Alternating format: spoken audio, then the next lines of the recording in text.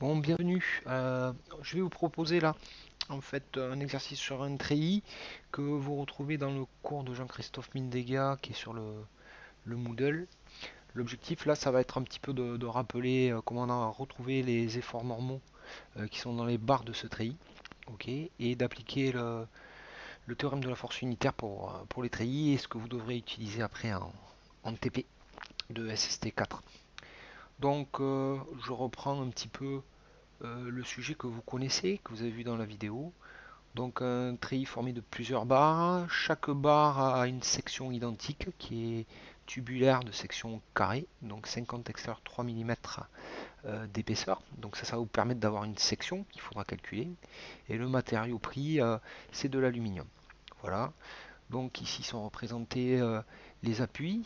Donc ici nous avons un appui simple et donc une réaction d'appui et deux réactions d'appui ici sur l'articulation qui vont permettre de positionner ce treillis. Alors avant de faire l'étude statique, il faut vérifier les conditions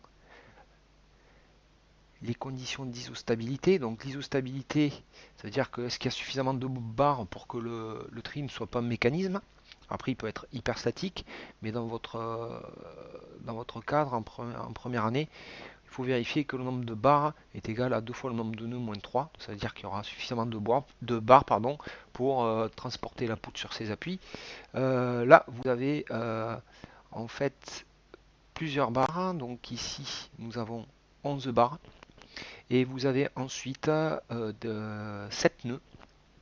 Donc ce qu'on dit, c'est les nœuds de jonction. Donc ici, ici, ici, ici, ici et ici. Et le point G ici. Donc on va se retrouver avec une relation qui va donner l'égalité. Donc le système est isostable. Ça veut dire que ensuite, avec le degré d'hyperstaticité extérieure, où en fait on a ici deux réactions d'appui extérieur quand j'isole le treillis qui est isostable, et la réaction d'appui simple qui est horizontale dans notre cas, mais le système est isostatique. Donc avec le PFS, on peut considérer que ce treillis isostable est une poutre. Et donc quand on va appliquer les équations du PFS, on va trouver les réactions d'appui et on aura avec le 1000 qui est donné dans le sujet au départ, on connaîtra toutes les charges extérieures. Donc on continue maintenant la démarche pour avoir les charges extérieures. On va appliquer le PFS, donc la somme des forces, dans le repère qu'on a fixé, repère d'étude, X, Z, avec un moment qui est positif dans le sens anti-horaire. Ok, je n'ai pas marqué le signe plus ici, mais le sens de la flèche le définit. Donc en réaction d'appui, vous allez avoir la première équation sur X. Donc il n'y a pas de composante de chargement extérieur connue dans le sens des X. Vous n'allez que la retrouver sur l'axe des Z, ce qui va permettre de définir et de résoudre la première inconnue qui s'appelle ZA. Et l'équation des moments ensuite, à n'importe quel point, donc on va décider ici pour cette correction de le faire en A. Donc vous allez avoir la somme des moments. Donc si je calcule en A, ni XA ni ZA va donner de moments. Vont donner de moments, pardon. Ensuite en XB, ça va donner un moment en A qui est positif avec un bras de levier qui est égal à 1 puisque la hauteur du treillis est égale à 1 et le 1000 donne un moment qui est négatif avec un bras de levier de 3, ce qui va donner en fait la valeur de XB qui est égale à 3000 décanewtons et donc qui est égal à moins XA par rapport à la diapo précédente où par cette égalité ici on constate que XA est égal à moins XB et vice versa. Donc à partir de là, on connaît les réactions d'appui. Donc le système de force verte qui était la charge ou les charges connues du problème avec la résolution du PFS permettent de connaître euh, les charges extérieures au treillis. Et donc on va pouvoir aller chercher les charges et les efforts intérieurs. Donc dans des barres bien articulées de treillis, on va voir que l'effort N, l'effort normal qui va agir. Et pour trouver les efforts dans chacune des barres, on va faire l'équilibre des nœuds. Alors l'équilibre des nœuds, il y a une hypothèse importante, c'est qu'on isole le nœud. Donc toutes les actions qui s'appliquent sur le nœud sont convergentes, concurrentes au point du nœud, donc on a isolé. Et donc c'est les actions des barres sur le nœud.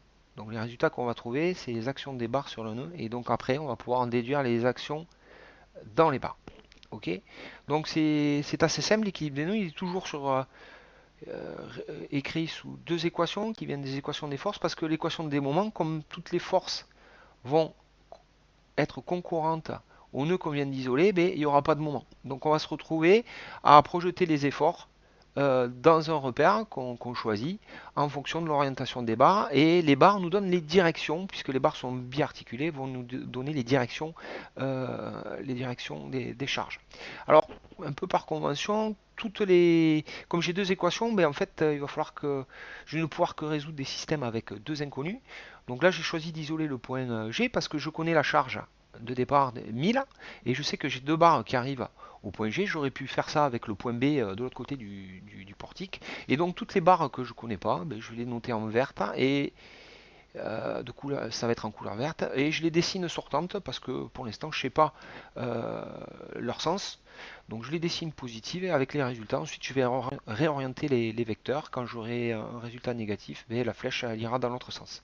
Voilà, je connais un angle que j'ai pas dessiné ici mais qui est l'angle de 45 degrés qui est plutôt là. Donc quand je fais un cosinus, ben, je suis plutôt avec une couleur bleue. Et quand je fais un sinus, c'est plutôt une couleur jaune. Bon, quand on a un angle de 45 là, ça pose pas de problème. Mais je sais que sur les principes de projection, il y a quelques difficultés. Voilà, donc ben, le point G, je vais le résoudre et ainsi de suite. Donc si je résous mes équations, ce que je vais trouver sur X, ben, je vais avoir NG qui va donner dans le sens négatif sur X avec, alors NG il est plutôt là, avec un cosinus, puisque ça va donner la composante horizontale. Ça va s'additionner aussi dans le sens négatif avec NFG, et l'ensemble va équilibrer le nœud, donc ça fait 0, donc je ferme l'équation à 0.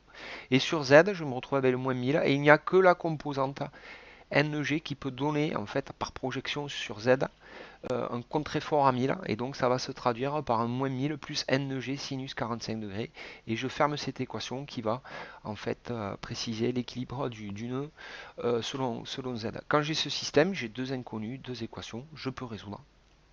Et donc vous allez vous retrouver par la résolution à avoir du NG qui vaut 1414. Donc on garde le sens de ce vecteur et NFG qui va avoir une intensité négative. Donc je vais représenter le point G maintenant en contrebalant les efforts et je vais obtenir en fait le moins 1000. J'ai réorienté la flèche vers le nœud. Ok, le 1414 il n'a pas bougé et le 1000 qui était la charge initiale du problème, il n'y a pas de problème, il a pas de changement à avoir. Donc là qu'est-ce que je peux dire? Je peux dire par exemple pour la barre ici, qui est la barre, je ne me rappelle plus, qui est la barre FG, eh ben, on va dire que la barre appuie sur le nœud, donc par réaction le nœud appuie sur la barre, donc la barre ici, la barre FG sera en compression. Voilà. Et de la même manière, ici, le 1414, ben on voit que la barre, puisque ce sont les efforts extérieurs au nœud, la barre tire sur le nœud, donc par réaction, si j'isole la barre, ben le nœud tire sur la barre, hein, par réaction, et on comprend bien que la barre EG sera en traction. Donc après, quand j'ai fait ma résolution, ben, ce qu'on se rend compte, c'est que tout ce qu'on va trouver négatif, ça va être de la compression, et tout ce qu'on va trouver comme positif, ça va être de la traction. Voilà, donc tout ce qui rentre vers le nœud est en compression, tout ce qui sort du nœud est en traction, quand je m'intéresse aux efforts qui sont dans les barres. Donc je continue, je vais maintenant aller chercher un nœud suivant, alors soit je vais faire le nœud E, soit je vais faire le nœud F. J'ai choisi le nœud F, pourquoi? Il y a trois barres, il y a la barre FG pardon, où je connais maintenant l'effort. Donc FG, vous voyez, quand j'ai isolé le point G, j'avais l'effort qui rentrait dans le nœud G. Et donc on comprend bien que comme la barre est en compression et que F est de l'autre côté de la barre FG, je vais faire rentrer cet effort 1000 que j'ai trouvé dans le calcul précédent sur le point F. Et donc je vais me retrouver avec une force qui est connue. J'ai trois barres, deux inconnus, NEF et NFD, qui sont dans les axes relativement simples par rapport à mon repère ici où je vais projeter. Et donc je vais arriver à ces équations toutes simples où je vais retrouver que NFE, ben, il n'y a pas de composante qui sera nul ici. Et moins NFD moins 1000 fera 0. Donc je vais me retrouver avec cette résolution changement de...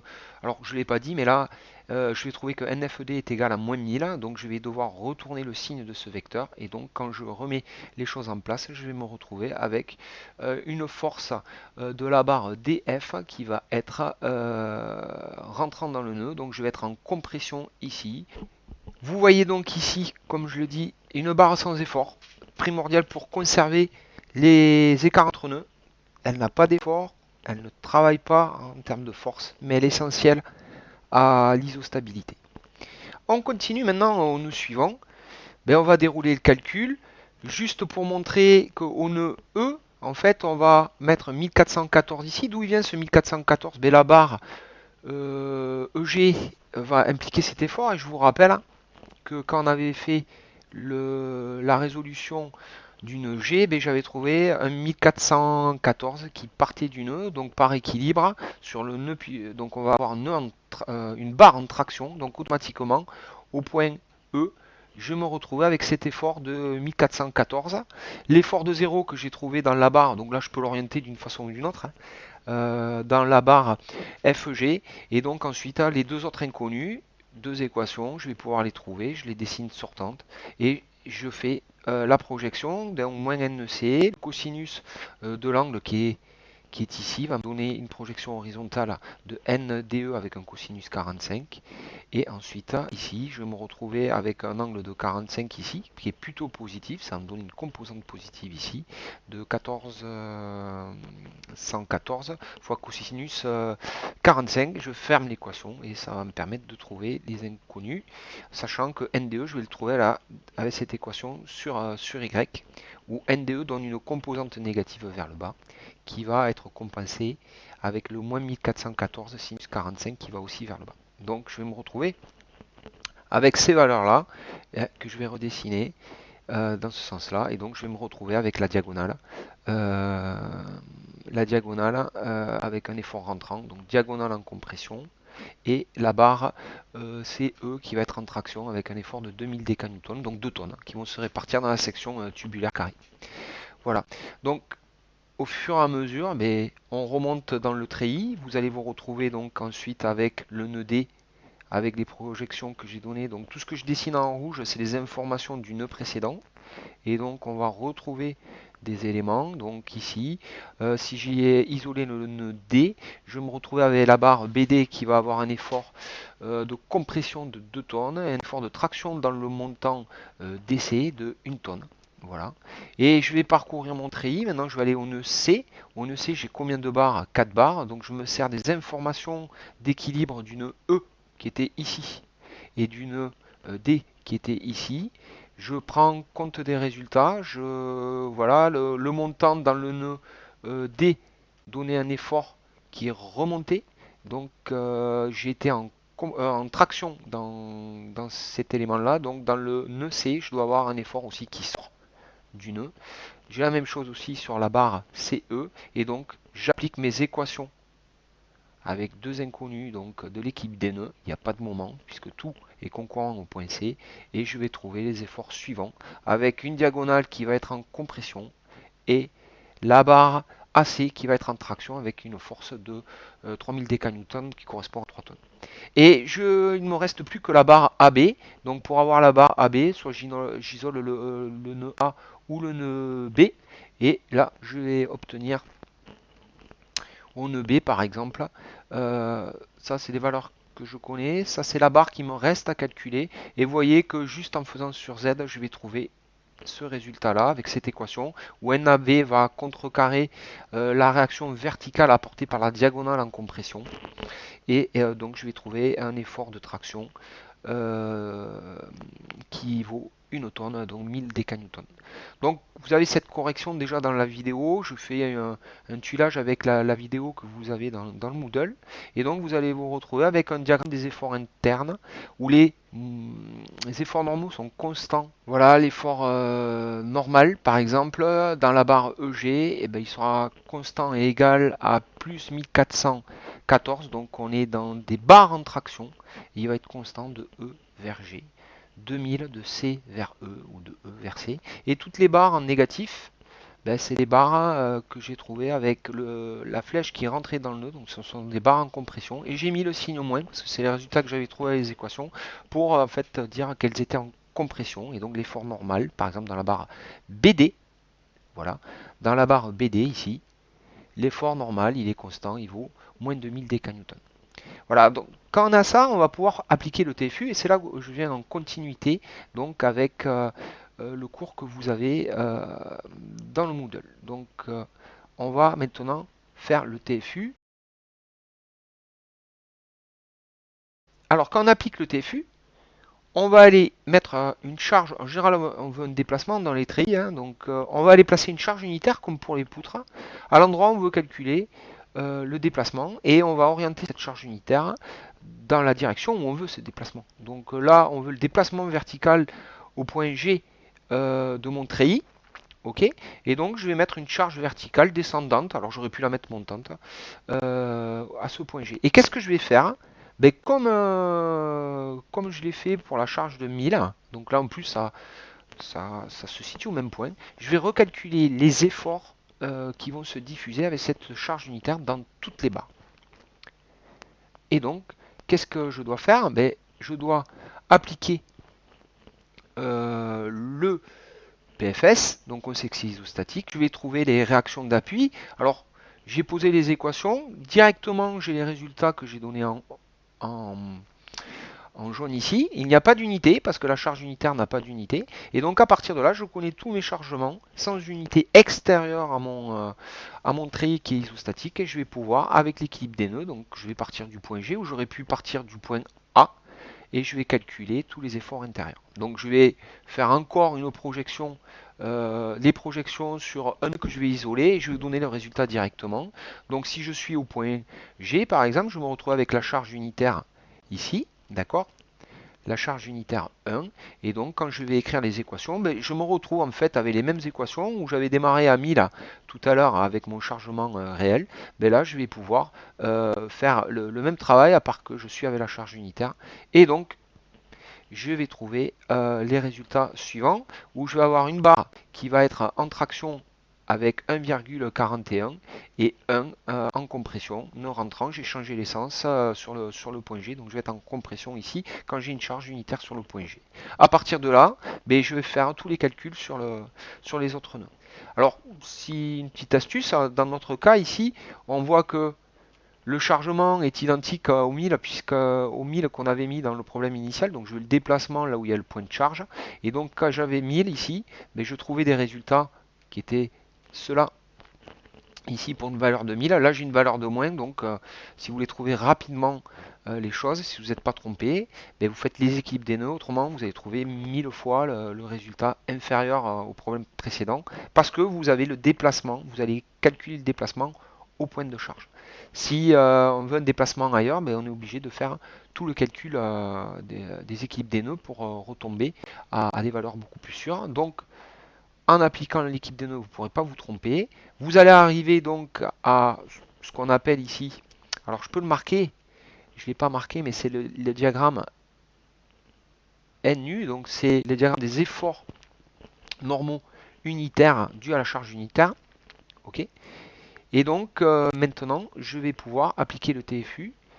Donc j'ai ce diagramme, et comme on a fait pour la flexion avec les poutres, ben, en fait, je vais multiplier ce diagramme, ok, par le diagramme que j'ai trouvé avec, voilà, avec la charge du problème.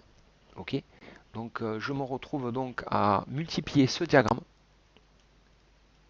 avec celui-ci. Voilà. Donc maintenant, pour vous donner un exemple, si je vais le faire par barre, donc si je m'intéresse à la barre AB, je vais appliquer le théorème de la force unitaire. Alors attention au théorème de la force unitaire sur les treillis ici. Ce que je viens de souligner, ça ne va pas être un EI que je vais mettre, mais ça va être un EA avec A qui est la section de la barre. Voilà, et LAB, donc ce qui est la longueur de la barre. Et ensuite, donc, je vais multiplier l'effort normal dû au chargement que j'ai ici avec l'effort normale dans la même barre due à la charge unitaire. Donc je vais me retrouver avec quand même des calculs d'intégrale de mole relativement simples où je vais multiplier des rectangles avec des rectangles. Ça va me donner ce résultat. Et quand j'applique ces résultats euh, avec des valeurs numériques, je vais me retrouver avec un 1000 décanewtons ici, que je vais multiplier ici par une charge unitaire, je vais multiplier par la longueur de la barre qui fait mètre, je vais me retrouver avec un 1000 décanewtons fois des mètres. En dessous, ici, au dénominateur, je vais avoir 72 000 MPa qui est le module de l'alu qui vous est donné dans le sujet. Et si j'ai bien calculé la section de poutre, j'ai 564 mm². Donc en bas, je vais me retrouver quand même avec des newtons. Et au numérateur, donc dénominateur newton, au numérateur des décanewtons fois des mètres. Donc je dois convertir les décanewtons fois des mètres avec des newtons millimètres pour obtenir des millimètres de déplacement dans la barre AB. Et donc je vais devoir, par conversion, multiplier par cette valeur-là qui est 10 puissance 4. Et je vais obtenir ici une valeur de 0,246 mm. Ça veut dire que je vais avoir un allongement de la barre, uniquement de cette barre, puisque je fais le calcul de la barre AB, de 0,246 mm. Donc ça c'est un exemple sur une barre. Mais comme le TFU c'est une intégrale, je vais faire le calcul pour toutes les barres. Il ne faut pas en oublier ce que j'avais fait dans la première version. Donc on continue. Et donc là, ce que vous allez avoir, le calcul que vous avez, je fais le calcul pour la barre AB, pour la barre BC, AC, CE. Je multiplie les rectangles avec les rectangles pour la barre CD, DE. Ouais, c'est de la diagonale. EF. Donc là, j'ai des efforts intérieurs qui sont nuls. Donc j'ai déjà mis 0 pour montrer que là, le calcul sera facile. FG, EG, BD. Et ensuite, DF. Voilà. Et donc, j'écris tout ça. Et pour pas me tromper, ben, je fais les calculs. Donc, je mets en vert les longueurs des barres. Et ensuite, le calcul va me donner ben, la longueur des barres fois les produits ben, des efforts normaux dans chacune des barres. Donc, je vais arriver à ce terme-là. Et quand vous faites l'addition, alors, il y a quelque chose qui est très important ici. Que je vais quand même souligner deux fois. Ok, on a les mêmes modules et les mêmes sections dans toutes les barres. Donc ça, je peux le mettre en facteur commun. Donc j'ai factorisé ici. Si j'ai des barres de sections différentes et de modules différents, mais il faut dépareiller par tronçon ou par barre. Voilà. Donc là, c'est un facteur commun. Autant gagner un peu de temps. Et donc je vais faire l'addition. Vous allez vous retrouver avec le déplacement vertical, puisque j'ai mis la charge unitaire U de G qui va être égal à 1 sur EA. Et la somme de tous ces résultats rouges, si je ne me suis pas trompé, ça fait 29 443 décanewtons-mètres que je vais diviser ensuite par 72 000 ici. Ok. Et par alors ça c'est le module d'élasticité de l'alu, et le 564 mm² qui est en fait la section commune à toutes les barres. Et vous allez obtenir un déplacement de 7,2 mm. Au final, en fait, le déplacement du treillis se fait par des raccourcissements de barres, des allongements de barres. C'est ce qu'on a calculé par barre. Ok, et on arrive dans cette zone ici, voilà, un déplacement vertical de 7,2 mm quand on met une tonne au point G sur une eau portée qui fait, si je ne me trompe pas, 3 mètres. Voilà. Donc le calcul qu'on devait avoir pour, au point G en flèche verticale, c'est aux alentours de 7 mm. Le dixième de millimètre, on peut s'en affranchir. Donc on cadre entre 7 ou 8 mm. Voilà. Je vous remercie. Au revoir.